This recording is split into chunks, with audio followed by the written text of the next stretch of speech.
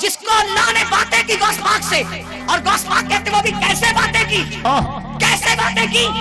फरमाया अब्दुल कादिर तुझे मेरी कसम है, क्या मुझसे बात तो कर। वो बेनियाज को ना कह रहा है तुझे मेरी कसम मुझसे बात तो कर। वो बेनियाज को ना कह रहा है तुझे मेरी कसम मुझसे बात तो कर। वो बेनियाज को ना कह रहा है तुझे मेरी कसम मुझसे बात तो कर।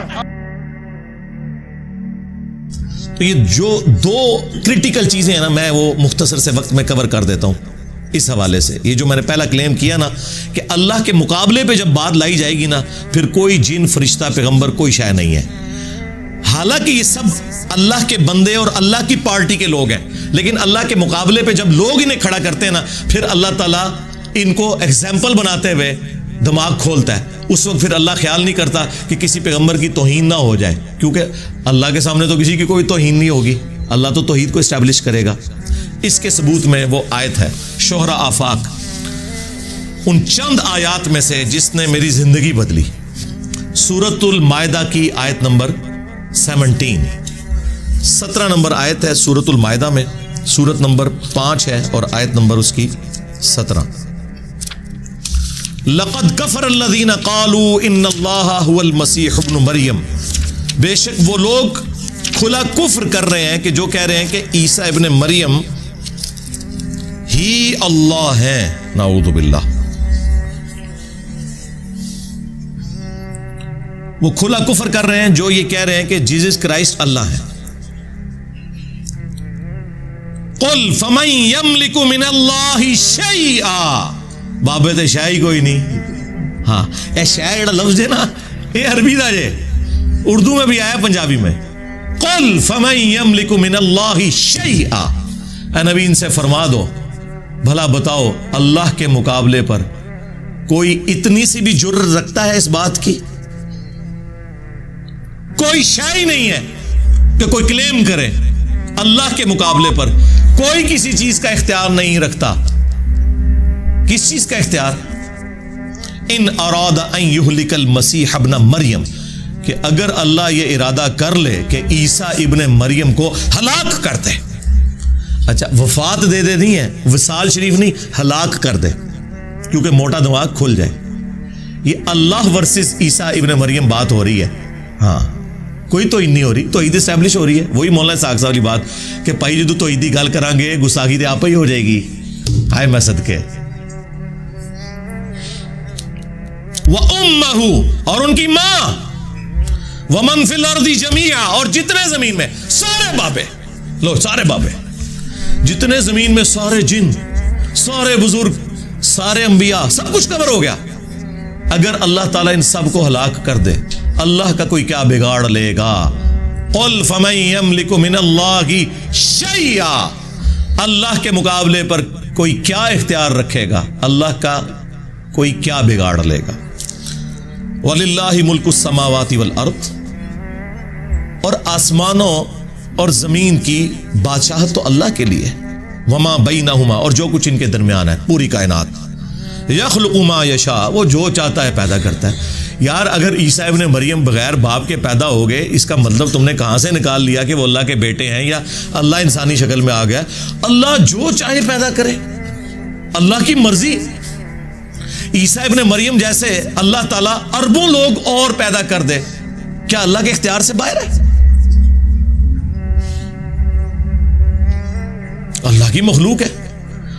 इससे बड़ा वर्जन अल्लाह ने पैदा किया है, हजरत आदम अलैहिस्सलाम, जिनका बाप भी कोई नहीं था, मां भी कोई नहीं थी। जीसस क्राइस्ट की तो फिर भी मां थी ना, और पूरा उन्होंने प्रेगनेंसी का पीरियड भी गुजारा। लेकिन हैरान कुन बात है, क्रिश्चियंस जो है हजरत आदम को अल्लाह का बेटा नहीं कहते, और उनसे जो छोटे हैं इस स्टेटस के एतबार से, मर्तबे के एतबार से मैं बात नहीं कर रहा, कि जिनकी मां तो थी उन्हें अल्लाह का बेटा कहते हैं, जिसकी ना मां ना बाप, उसे कहते हैं कि जी वो अल्लाह का बंदा है। और ये फकी अल्लाह ने कुरान में दी है कि अल्लाह के नजदीक ईसा इब्न मरियम की मिसाल आदम की सी है। हाय मैं सदके, मेरा रब भी जो है ना इल्जामी जवाब देकर इस बातों को समझाता है। अल्हम्दुलिल्लाह। वल्लाहु अला कुल्ली शैइन कदीर, और अल्लाह ताला हर चीज़ पर कादिर है। देखिए अल्लाह ताला फरमा रहा है, अगर अल्लाह ईसा को, उनकी माँ को, सबको हलाक कर दे, और सब में फिर सारे ही आ गए, सारे जिन, सारे फरिश्ते, सारे पैगंबर, सारे बुजुर्ग, सारे बापे, तो क्या ये सारों की तौहीन होगी है? नहीं। जब तौहीद इस्टेब्लिश होगी फिर बात इसी तरीके से होगी। हमारे नबी के बारे में भी आया, कुल अराइतुम इन अहलकनी अल्लाहु व मन माइया औ रहमना फमन युजीरुल काफिरीन मिन अज़ाबिन अलीम। नबी तुम फरमाओ कि बिलफर्ज अगर अल्लाह, ये बिलफर्ज तो हम इतरामन लगाते हैं साथ, ताकि ये फतवा ना लगाए, वहां नहीं बिलफर्ज लिखा हुआ। क्यों? अल्लाह ताला को क्या जरूरत है कि किसी को क्लैरिफिकेशन दे कि मेरे जैसा है ही कोई नहीं और अंबिया ते शाही कोई नहीं। अल्लाह को ये बात कहने के लिए कोई कर्टसी में जाने की जरूरत है? अल्लाह तो डायरेक्ट बात कर रहा है। नबी इनसे फरमाओ, अगर अल्लाह मुझे हलाक कर दे, हलाक, और मेरे सारे साथियों को, तो हमारा कोई इख्तियार नहीं अल्लाह के मुकाबले पर। तो काफिर किस ज़ोम में है कि काफिरों को अल्लाह के अजाब से कोई बचा सकता है? कमाल है। मैं कहता हूं किस लेवल पे उतर के बातों को समझाया जा रहा है। ये है वो चीज जो आज मुस्लिम अवाम को बताने की जरूरत है कि जब अल्लाह के मुकाबले पे आप कोई चीज खड़ा करेंगे तो उसको फिर तौहीद को एस्टैब्लिश करने के लिए आपको ये बताना पड़ेगा कि अल्लाह के मुकाबले पे कोई फरिश्ता, कोई पैगंबर, कोई जिन, कोई इंसान, कोई शय नहीं है अल्लाह के मुकाबले पर। और इसको शैतानी तौहीद नहीं, रहमानी तौहीद कहेंगे। ये तो वो एग्जाम्पल थी जो मुकाबले वाली थी कि अल्लाह के मुकाबले पे खड़ा किया। अब दूसरी एग्जाम्पल है कि नफा और नुकसान का मालिक सिर्फ अल्लाह है, और हर वो चीज जो नफे में दाखिल है, हर वो चीज जो नुकसान में दाखिल है, उस पर भी किसी फरिश्ते, किसी जिन, किसी इंसान का जीरो कंट्रोल है। खा ऑक्सीजन लेना हो इंसान का, खा टॉयलेट जाना हो, खा नींद, नहीं रोक सकता। ये अल्लाह ने इंसान के साथ मजबूरी अटैच की है ताकि आपको अल्लाह और मखलूक में फर्क नजर आए। इसके सबूत में भी ईसा इब्ने मरियम की मिसाल। क्यों? आपको अब यह पता चलेगा कि ये ईसा इब्ने मरियम को हमेशा क्यों सेंटर्ड किया गया कुरान में बात समझाने के लिए, क्योंकि इंसानी हिस्ट्री का सबसे बड़ा शिर्क ईसा इब्ने मरियम के नाम पे हुआ है, बुत परस्ती के नाम पर नहीं हुआ। आज भी 90 करोड़ हिंदू हैं और क्रिश्चियंस 2.25 अरब हैं। यही वजह है कि अल्लाह ताला ने ईसा इब्ने मरियम को सेंटर्ड किया। तो भाई ईसा के जैसा है ही कोई नहीं, तो आडे सारे बाबे शाह ही कोई नहीं।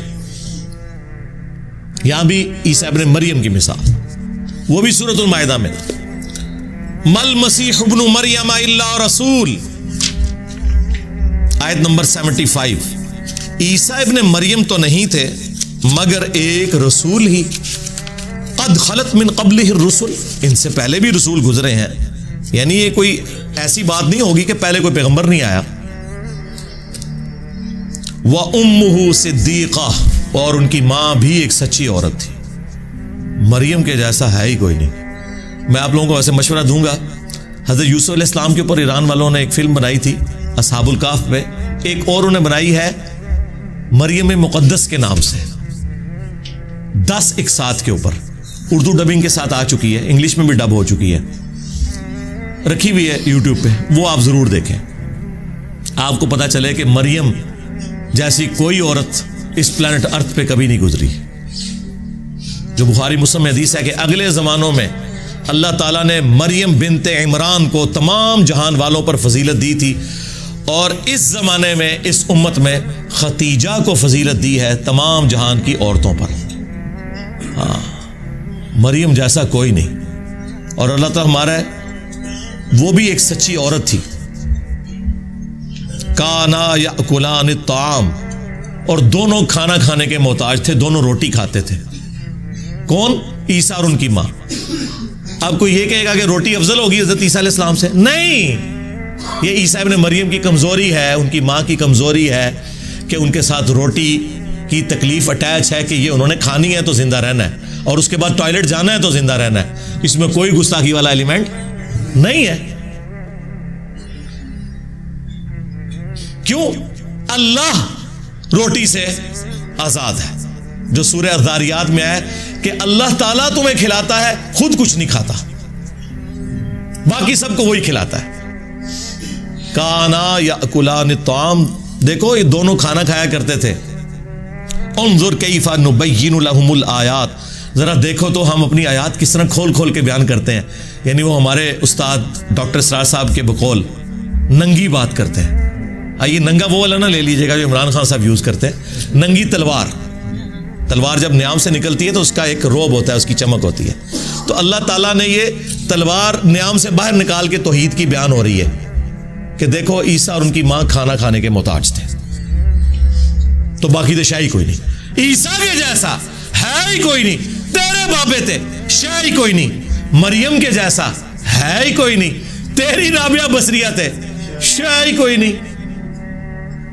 औलिया की सरदार सईदा मरियम और उलुल अज़म पैगंबरों के सरदार 5 पैगंबर है सूरतुल अहज़ाब में और सूरह शूरा में। मोहम्मद रसूलुल्लाह सल्लल्लाहु अलैहि वसल्लम, इब्राहीम खलीलुल्लाह, मूसा कलीमुल्लाह, ईसा रूहुल्लाह और नूह नजीउल्लाह। ये 5 उलुल अज़म पैगंबर हैं, पैगंबरों के सरदार और वलियों की सरदार, दोनों खाना खाने के मोहताज।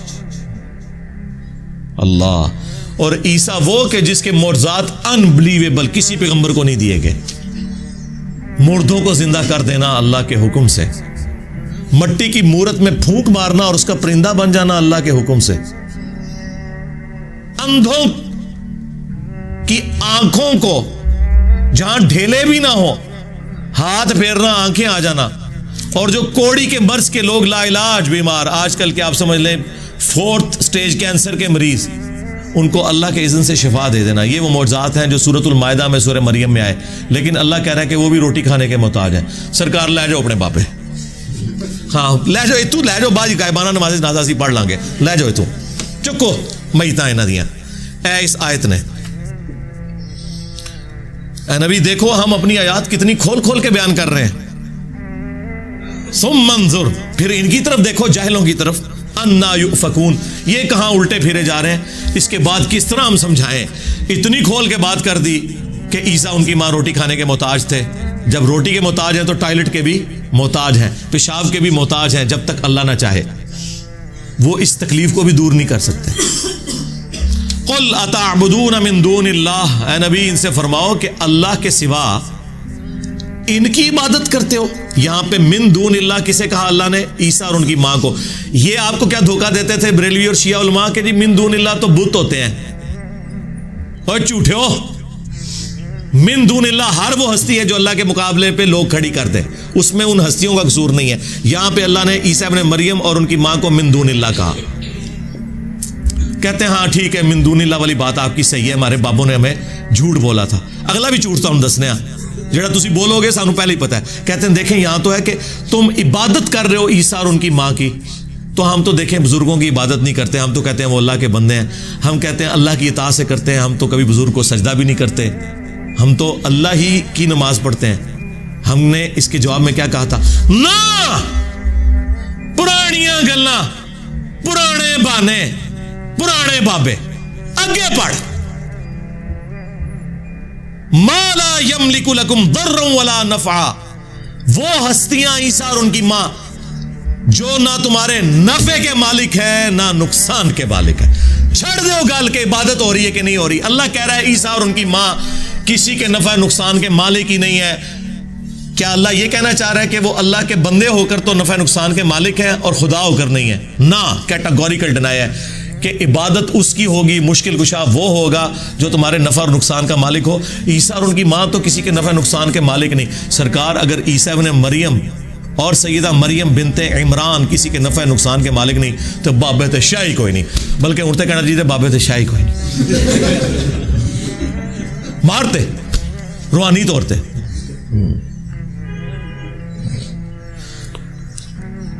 वल्लाहु हुवस समीउल अलीम, और अल्लाह ही है सुनने वाला, इल्म वाला। ओए जो हर चीज को सुन सके, हर चीज का इल्म रखे, वो सिर्फ अल्लाह है।